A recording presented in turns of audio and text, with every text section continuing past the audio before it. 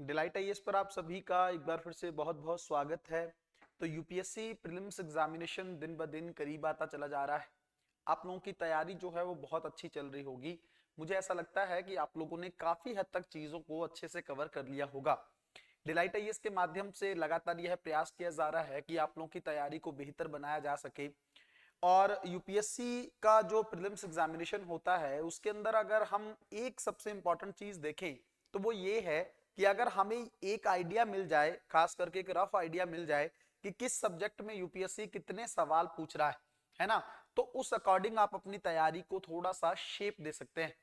अगर आपको थोड़ा सा ट्रेंड के साथ पता चल जाए कि पिछले 3-4 सालों में यूपीएससी ने किस एरिया में या किस सब्जेक्ट में कितने सवाल पूछे हैं और कब जो किस किस सब्जेक्ट में थोड़ा सा यूपीएससी जो है रिपीट होता है या कब कम करता है, किस सब्जेक्ट में सवाल किस में ज्यादा करता है, वो एक अनुभव आप लोगों को मिल जाए तो उसके अकॉर्डिंग आप लोग चीजें बहुत अच्छे से तैयार कर सकते हैं।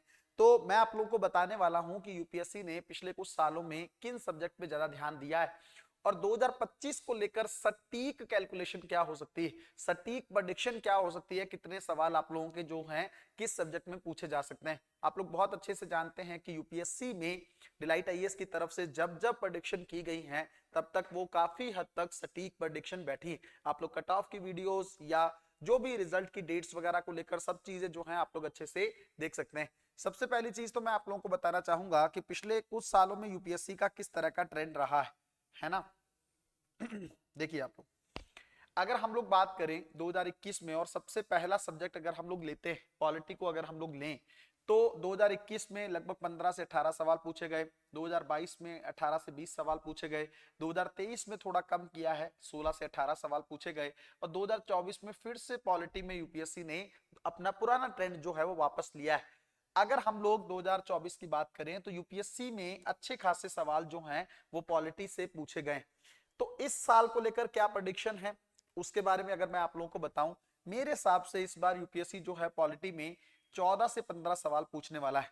आप कहेंगे सर आप तो यूपीएससी में पॉलिटी के टीचर है ना, तो फिर पॉलिटी के क्वेश्चंस को कम करके क्यों बता रहे हैं? मैं इसलिए बता रहा हूं क्योंकि अगर आप देखेंगे जिस साल यूपीएससी बढ़ता है, जैसे यहाँ पे देखो आप 15 से 18 हुए, फिर यहाँ से बढ़ा, यहाँ कम हुए, यहाँ ज्यादा हुए, फिर यहाँ कम हुए, फिर यहाँ ज्यादा हुए, उसके अकॉर्डिंग अगर आप देखेंगे तो इस बार पॉलिटी के सवाल जो हैं कम होने वाले हैं और 15 के आसपास सवाल पूछने वाला है। बट आप ध्यान रखो ये 15 सवाल बहुत मैटर करते हैं। ये वैसा सब्जेक्ट है जिसके अंदर आप लोग अपने आप को मास्टर समझते हैं, हालांकि है कि नहीं है वो आप खुद से तय करिए, लेकिन इसके अंदर क्रैश कोर्स में मैंने बच्चों को इस लेवल पे तैयार कर दिया है कि आप एक भी सवाल इसमें से गलत ना करें। खैर, दूसरा सब्जेक्ट अगर हम लोग हिस्ट्री के तौर पर देखें तो 18 से 20 सवाल पूछे गए, ट्रेंड जो है हिस्ट्री में कम हुआ, 15 से 17 सवाल, फिर 18 से 20 सवाल और फिर यूपीएससी 15 पूछा है। तो मैं कई दिनों से लगातार क्रैश कोर्स में एक बात कह रहा हूं बच्चों को कि इस बार हिस्ट्री के क्वेश्चन बढ़ेंगे यूपीएससी प्रीलिम्स एग्जामिनेशन में। हिस्ट्री यूपीएससी पूछने वाला है और अगर आप मुझसे पूछेंगे कितने सवाल आएंगे तो लगभग लगभग मेरे हिसाब से 17 से 18 सवाल इस बार हिस्ट्री में आएंगे। एक चीज और समझ लीजिएगा, बहुत अच्छे से समझ लीजिएगा, इस बार मॉडर्न हिस्ट्री के क्वेश्चन बढ़ने वाले हैं। पिछले कई सालों से यूपीएससी मॉडर्न हिस्ट्री नहीं पूछ रहा है ना, मॉडर्न इंडिया जो है वो नहीं पूछा जा रहा है प्रीलिम्स एग्जामिनेशन में। एंशिएंट और मिडिवल पे यूपीएससी का बहुत ज्यादा फोकस है। बट इस बार मेरे हिसाब से है ना उसमें वो ट्रेंड रहेगा, उसमें जो 5-5 सवाल वो पूछ रहा है, 5-5 सवाल दोनों में, प्राचीन और मध्यकालीन में, इसमें एक आध सवाल बढ़ भी सकता है, लेकिन 7 से 8 सवाल इवन है ना इसके अंदर मॉडर्न हिस्ट्री में इस बार आपको देखने को मिलेंगे। तो मॉडर्न हिस्ट्री की वैल्यू यूपीएससी फिर से इस बार बढ़ा सकता है, इस चीज को आप लोगों को दिमाग में रखने की जरूरत है ना। तो 17-18 सवाल मन में रख के इवन क्या इससे बढ़ सकता है, मेरे हिसाब से 18 की जो सीमा है उसको यूपीएससी हिस्ट्री में क्रॉस नहीं करेगा। बाकी आप मैच करिएगा कितना सटीक कैलकुलेशन बैठता है। उसके बाद अगर हम लोग बात करें ज्योग्राफी की, आपको पता है 13 से 15 सवाल 2021 में पूछे गए, 18 सवाल 2022 में पूछे गए, 16 से 18 सवाल फिर से यूपीएससी ने 23 में पूछे। तो अगर आप देखेंगे ना एक एक साल से कम ज्यादा होता रहता है, 15 से 17 सवाल यूपीएससी ने 2024 में पूछे। तो ज्योग्राफी, प्योर ज्योग्राफी तो यूपीएससी नहीं पूछता था, पिछले 2-3 सालों से सवाल जो हैं कम देखने को मिले, लेकिन 2024 में ज्योग्राफी का वेटेज यूपीएससी ने बढ़ाया। इवन 2023 में भी 16 से 18 सवाल ज्योग्राफी से पूछा है। तो इस बार कितने सवाल जो हैं ज्योग्राफी से रह सकते हैं? मेरे हिसाब से ज्योग्राफी में यूपीएससी इसी ट्रेंड को फॉलो करने वाला है। मे बी 15 से 20 के आसपास सवाल जो है इसके अंदर वेरी कर सकते हैं। तो 15 से 20 सवाल को लेके चलिएगा ज्योग्राफी के अंदर, ठीक है? तो ज्योग्राफी अच्छा खासा, क्योंकि देखो यहाँ पे स्कोप ज्यादा है। क्यों स्कोप ज्यादा है? एक तो जो प्लेसेस इन न्यूज होते हैं, हालांकि उसको आप करंट अफेयर में रख लीजिए, ज्योग्राफी में रख लीजिए, वो आपकी मर्जी है ना। फिजिकल ज्योग्राफी में के साथ साथ यूपीएससी ने वर्ल्ड ज्योग्राफी का वेटेज बढ़ाया है ना। पूछा था यूरोप के कुछ पर्वत को लेकर या बांध को लेकर भारत में सवाल पूछना शुरू किया है। फैक्चुअल चीजें थी, पहले पूछता था, अब फिर से उसी ट्रेंड पे लौट रहा है। तो 15 से 20 सवाल के बीच में ज्योग्राफी में पूछे जाने की संभावना है। उसके अलावा इकोनॉमी एक ऐसा सब्जेक्ट जिसमें कंसिस्टेंटली यूपीएससी ने सवाल अच्छे खासे पूछे। हालांकि थोड़ा सा ट्रेंड कई बार कम हो जाता है, जैसे यहाँ पे 15 से 17 सवाल पूछे गए हैं, 12 से 15 सवाल पूछे गए हैं, 12 से 15 फिर से फॉलो किया है, 12 से 14। तो अगर आप देखेंगे कंसिस्टेंटली यूपीएससी इकोनॉमी में 15 के आसपास सवाल पूछ रहा है। थोड़ा बहुत इस टेबल में भी इशू हो सकता है, लेकिन मैं आप लोगों को बताता हूं इकोनॉमी में 17 से 18 सवाल यूपीएससी इस बार पूछ सकता है। काफी ज्यादा न्यूज में रही हैं चीजें, है ना। तो इकोनॉमी यूपीएससी का बहुत फेवरेट सब्जेक्ट है, खास करके वो चाहता भी है कि भारतीय अर्थव्यवस्था, क्योंकि देखो सरकार का फोकस किस पे है? सरकार ये चाहती है कि 2047 तक 2047 तक भारत को डेवलप बनाना है।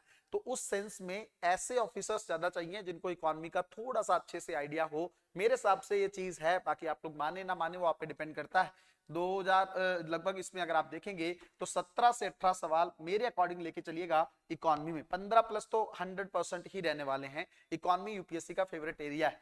उसके बाद अगर हम लोग करंट अफेयर की बात करें, 18 से 20 सवाल, 20 से 22 सवाल, 20 से 22 सवाल, 20 से 22 सवाल, है ना। मेरे हिसाब से ये जो है डायरेक्ट इनडायरेक्ट करंट अफेयर को लेकर चीजें बनी हैं। करंट अफेयर का वेटेज यूपीएससी ने पिछले 1-2 सालों में थोड़ा सा बढ़ाया है। 2023 में तो उतने सवाल नहीं पूछे थे, लेकिन 2022-24 की अगर हम लोग बात करें तो फिर से 20 से 22 सवाल पे यूपीएससी करंट अफेयर में गया है और डायरेक्ट करंट अफेयर पूछने का चलन बढ़ा है। अदरवाइज इनडायरेक्ट करंट अफेयर, जैसे आप कहेंगे सर डायरेक्ट और इनडायरेक्ट क्या होता है? 3 स्टेटमेंट में अगर एक स्टेटमेंट करंट अफेयर की पूछ रहा है और 2 स्टेटमेंट स्टैटिक की पूछ रहा है, ये इनडायरेक्ट करंट अफेयर हो गया, है ना। और अगर मान लो सीधा सवाल करंट अफेयर का है ना, पूरा सवाल ही करंट अफेयर का है, कोई समझौता हुआ है लेटेस्ट में या कोई उद्घोषणा साइन की गई है ना, अगर वो उस तरह का सवाल करंट अफेयर में सीधा ही बोल दे कि हाल में न्यूज में रहा है, कोई क्षेत्र है या कुछ है, इसका मतलब वो डायरेक्ट करंट अफेयर का सवाल हो गया, है ना। तो डायरेक्ट करंट अफेयर के सवाल यूपीएससी ने 2016 के बाद से कम कर दिए थे, लेकिन अब फिर से उस चीज को बढ़ा रहा है। तो मैं फिर से इसको 20 की कैटेगरी पे रखना चाहूंगा कि डायरेक्ट और इनडायरेक्ट करंट अफेयर को मिला के 20 से 22 सवाल यूपीएससी इस बार फिर भी पूछेगा। तो इसका मतलब करंट अफेयर की वेटेज सेम रहने वाली है, इसमें कमी नहीं होगी। इतना तो चाहिए, वरना बच्चे करंट अफेयर को पढ़ना ही छोड़ देंगे। उसके अलावा इन्वायरमेंट की अगर हम लोग बात करें, 10 से 12 सवाल, 12 से 14, 12 से 14 और 12 से 14 ही चल रहा है। क्यों कंसिस्टेंट है इन्वायरमेंट में अगर हम लोग यूपीएससी की बात करें? आपको पता है इंडियन फॉरेस्ट सर्विसेज का एग्जामिनेशन जो है वो यूपीएससी प्रीलिम्स एग्जामिनेशन के ही साथ होता है ना। तो उस सेंस में इसमें एक कंसिस्टेंट तरीके से सवाल पूछे जाते हैं। तो इस बार भी इन्वायरमेंट में वही ट्रेंड रहने वाला है मेरे हिसाब से। अगर आप ज्योग्राफी, जैसे मैंने आपको बताया यहाँ पे 17 से 18 सवाल, जैसे ज्योग्राफी में मैंने आपको 15 से 20 का वेटेज दिया था, तो जितने ज्योग्राफी में कम हो गए, जैसे मान लीजिए ज्योग्राफी में अगर 17 सवाल पूछता है ना, तो 17 ही इन्वायरमेंट या 18 इन्वायरमेंट में पूछे जाएंगे। इन दोनों को मिला के यूपीएससी 35 को क्रॉस नहीं करता है। 35 के आसपास क्वेश्चन दोनों को मिलाकर रहते हैं। तो चाहे आप 18 ज्योग्राफी में ले लो, 17 इन्वायरमेंट में ले लो, या 17-17 का एक रेशियो मान के चल सकते हो। 17 सवाल आपके ज्योग्राफी में आएंगे, 17 के आसपास सवाल आपको इन्वायरमेंट में देखने को मिलेगा। दोनों का वेटेज मिलकर लगभग 34 से 35 सवाल हो जाएगा, है ना। तो जो ज्यादा एरिया फोकस वाले उन पे ध्यान देंगे। साइंस टेक 8-10 8-10 8-10 7-9 इवन कम हुआ है, तो मेरे हिसाब से फिर से थोड़ा सा 8 से 10 सवाल इसमें पूछ सकता है। तो कौन कौन से ऐसे एरियाज हैं जिन पे आपको सबसे ज्यादा ध्यान देने की जरूरत है? अगर आप देखेंगे तो देखो, सबसे पहले आपको इकोनॉमी पे फोकस करना चाहिए मेरे हिसाब से। दूसरे नंबर पे इन्वायरमेंट और ज्योग्राफी आप लोगों की प्राथमिकता रहनी चाहिए। तीसरे नंबर पे वैसे तो पॉलिटी को सबसे पहले ही करना चाहिए। मैं बता रहा हूं कौन कौन से एरिया पे आप लोगों को ज्यादा ध्यान देने की जरूरत है। तो ये 3 जो एरिया है ना, 3 एरिया है, जैसे पॉलिटी है, इकोनॉमिक्स है, और साथ में आपका जो इन्वायरमेंट और ज्योग्राफी, इन तीनों पे अगर आप बहुत अच्छे से फोकस करें तो आपका यूपीएससी प्रीलिम्स एग्जामिनेशन खराब नहीं हो सकता है। उसके बाद फिर बारी आती है चौथे नंबर पे हिस्ट्री को इग्नोर मत करिएगा। मॉडर्न हिस्ट्री आसान होती है, उसको पढ़ लीजिएगा। करंट अफेयर तो है ही है, साइंस टेक को सबसे कम वेटेज दे सकते हैं आप, कोई दिक्कत नहीं है। एक्चुअली जो ये करंट अफेयर है इसी के अंदर आईआर की बात कर ली गई है। वैसे आईआर में पिछले साल 7 से 8 सवाल पूछा है, तो उसको ज्यादातर करंट अफेयर में ही रख लिया गया है। तो ये ट्रेंड रहने वाला है, इसको फॉलो करिएगा, इस पे काम करिएगा। अगर आप लोग चाहते हैं कि यूपीएससी प्रीलिम्स एग्जामिनेशन में आपका जो करंट के साथ साथ स्टैटिक भी बहुत अच्छे से कवर हो जाए, तो पिछले 36 महीने का करंट अफेयर डिलाइट आईएएस पे 8 तारीख से शुरू हो रहा है, आप इसको ज्वाइन कर सकते हैं। मिनिमम से फीस पे इसको रखा गया है, क्योंकि कोई भी चीज फ्री मिले तो उसकी वैल्यू नहीं होती है। आप लोग इसको ज्वाइन कर सकते हैं, ऑनलाइन ऑफलाइन फॉर्म में रहेगा, सारा का सारा करंट अफेयर मैं ही कराने वाला हूं, तो निश्चिंत रहिए, कोई दिक्कत वाली बात नहीं है। कोई भी सवाल बाहर से आने की संभावना नहीं रहेगी, ज्यादा से ज्यादा पेपर इसी से पूछा जाएगा। और 3 साल का करंट अफेयर मैं आप लोगों को करवाने वाला हूं, मई 2022 से लेकर लगभग मई 2025 तक का जितनी भी छोटी या बड़ी घटनाएं हुई उन सबको इसमें कवर किया जाएगा। इवन आप लोगों को पीडीएफ भी प्रोवाइड की जाएगी। मिलते हैं अगली वीडियो में, तब तक अपना ध्यान रखें, अपनी पढ़ाई को बहुत अच्छे तरीके से करते रहें। बहुत बहुत धन्यवाद।